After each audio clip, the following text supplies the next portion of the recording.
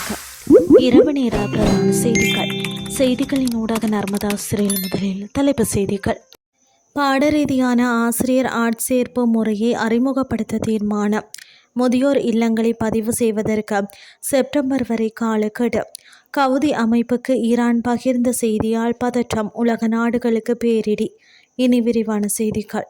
நாட்டில் நிலவும் ஆசிரியர் பற்றாக்குறையை நிவர்த்தி செய்வதற்காக பாடரீதியான ஆசிரியர் ஆட்சேர்ப்பு முறையை அறிமுகப்படுத்த அரசாங்கம் தீர்மானித்துள்ளதாக பொது நிர்வாகம், மாகாண சபைகள் மற்றும் உள்ளூராட்சி அமைச்சர் சந்தன அபேரத்ன தெரிவித்தார். கணிதம் போன்ற பாடங்களுக்கு நிலவும் கடுமையான ஆசிரியர் பற்றாக்குறையை போக்கும் வகையில் புதிய ஆட்சேர்ப்பு முறை மூலம் அந்தந்த பாடங்களுக்கு தேவையான தகுதியான ஆசிரியர்கள் நியமிக்கப்படுவர். 2021ஆம் ஆண்டிற்கு பின்னர் முறையான ஆசிரியர் ஆட்சேர்ப்பு இடம்பெறவில்லை என்பதை சுட்டிக்காட்டிய அமைச்சர், இந்த ஆண்டிற்குள் 30,000 புதிய ஆசிரியர்கள் ஆட்சேர்ப்பு செய்யப்படுவர் என உறுதியளித்தார். இதற்கான நிதி மற்றும் அனுமதி ஏற்கனவே பெறப்பட்டுள்ளது. கடந்த மே மாதம் நடைபெற்ற போட்டி பரீட்சையில் பட்டதாரிகள் உட்பட சுமார் 1,80,000 பேர் தோற்றியிருந்தனர். தற்போது விடைத்தாள்களை மதிப்பீடு செய்யும் பணிகள் இறுதிக்கட்டத்தை எட்டியுள்ளன. இதேவேளை அதிபர் சேவை சார்ந்த சிக்கல்களுக்கு தீர்வுகளை பெற்றுக் கொடுக்க அரசாங்கம் நடவடிக்கை எடுக்கும் என்றும் அவர் தெரிவித்தார். நாடு முழுவதும் பதிவு செய்யப்படாமல் இயங்கி வரும் முதியோர் இல்லங்கள் அனைத்தும் செப்டம்பர் 30ஆம் தேதிக்குள் தங்களை பதிவு செய்து கொள்ள வேண்டும் என முதியோர் செயலகம் அறிவித்துள்ளது.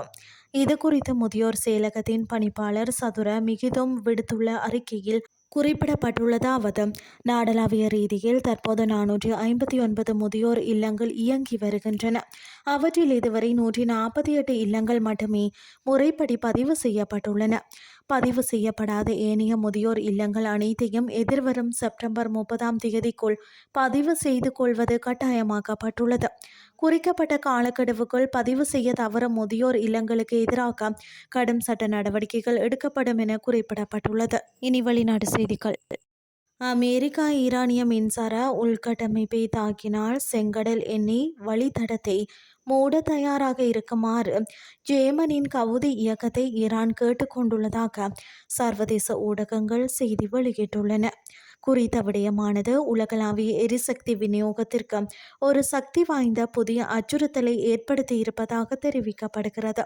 இந்த திட்டம் குறித்து ஈரானின் தலைமைக்குள் விவாதிக்கப்பட்டு பின்னர் அந்த செய்தி ஈரானின் கூட்டாளிகளான கவுதி அமைப்பினருக்கு தெரிவிக்கப்பட்டுள்ளதாக தெரிய வருகிறது. தெஹ்ரானின் இந்த கோரிக்கை குறித்து கவுதிகளுக்கு சமீபத்தில் தெரிவிக்கப்பட்டுள்ள போதிலும் அது எவ்வாறு பகிரப்பட்டது என்பது குறித்தோ அல்லது அமெரிக்க ஜனாதிபதி டொனால்ட் ட்ரம்ப் ஈரானிய மின்சார உள்கட்டமைப்பை தாக்குவதாக அச்சுறுத்தியதற்கு பிறகுதான் இந்த செய்தி அனுப்பப்பட்டதா என்பது குறித்தோ மேலதிக விவரங்கள் எதுவும் வெளியிடப்படவில்லை. இதற்கிடையில் செங்கடலின் நுழைவாயிலான பாப் எல் மண்டேப் நீரிணைக்கு அருகில் உள்ள ஏமனின் மலைப்பகுதிகளில் ஏவுகணைகள் மற்றும் ட்ரோன்களை நிலைநிறுத்தி கப்பல் போக்குவரத்தை தாக்குவதற்கான அனைத்து ஆயுதங்களையும் கவுதி அமைப்பினர் ஆயுதப்படுத்தியுள்ளதாக தாக்குதலை தொடங்குவதற்கான இறுதி உத்தரவாக அவர்கள் காத்திருப்பதாகவும் கூறப்படுகிறது.